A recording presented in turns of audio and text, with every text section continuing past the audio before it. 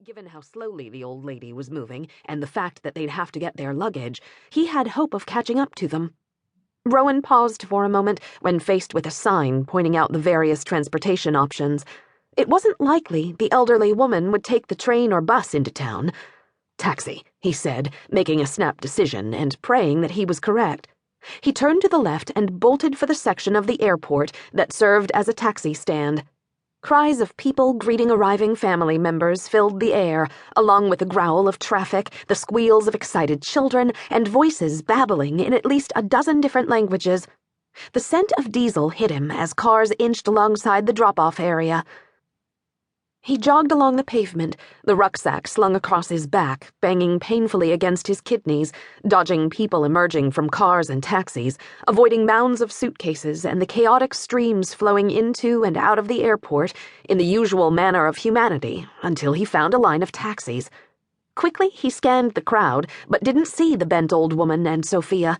He stopped in frustration next to a stack of luggage, almost as tall as he was, his hands on his hips as he panted, spinning first one way, then the next, in a desperate attempt to spot his prey. Damn it, B would have his guts for garters if he lost them. His backpack bumped into something, and he automatically mumbled an apology.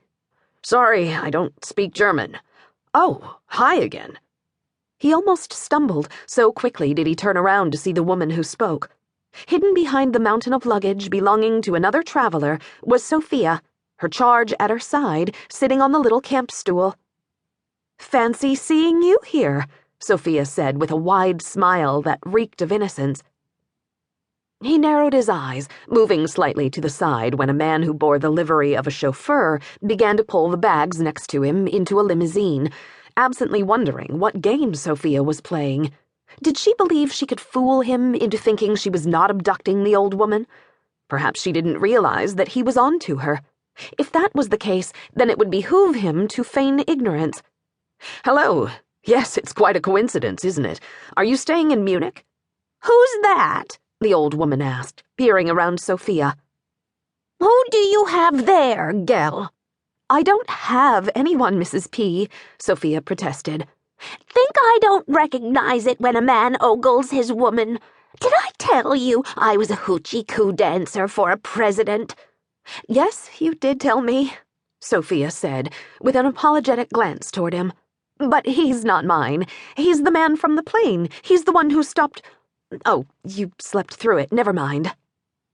Rowan moved a couple of feet to the left and made a little bow to them both, handing Sophia one of his business cards. "My name is Rowan." "I'm Sophea Long. This is Mrs. Papadopoulos, although everyone calls her Mrs. P." Sophia tucked his card away without looking at it. The older woman looked oddly pleased. "Your man has manners," she said with a little nod of approval. "The bow was well performed, not the silly parody you see these days. And most men don't carry calling cards these days. Very right and proper, and he's nice looking. Long legs. Torso is a bit short, but he has a broad chest. Good lung capacity. He'll give you strong children." To his amusement, Sophia's cheeks turned a dusky pink as she babbled something about not even knowing the man, let alone planning on having children with him. "Are you staying in Munich?" he asked, wondering how far Sophia would take her innocent act. Judging by the ease and familiarity with which the old woman spoke, he assumed that she was clueless as to who Sophia really was. The question was, did that make his job of stealing the ring she'd taken from the demon lord easier, or more difficult? "Just for the night," Sophia answered, not meeting his gaze. She gestured toward the taxis. "A car is supposed to meet us, but I don't see it." "The driver should have met you at baggage," he pointed out. "Did you not see anyone with your name on a sign?" "No." She bit her lower lip and looked worried. He had to remind himself that it was all an act to make him think she wasn't after the same thing he was. "I'm not sure if there's someone we should call or if I should just get us a taxi." "What hotel are you staying at?" She glanced at a small note card. "The Hotel Ocelot." Wait, that can't be right. Ocelot. Is that even a German word? "It is my favorite hotel in Munich," Mrs. P said, with a little curl of her lips. "I used to go there with one of my most inventive lovers. You've heard of Strudel, yes? Well, he used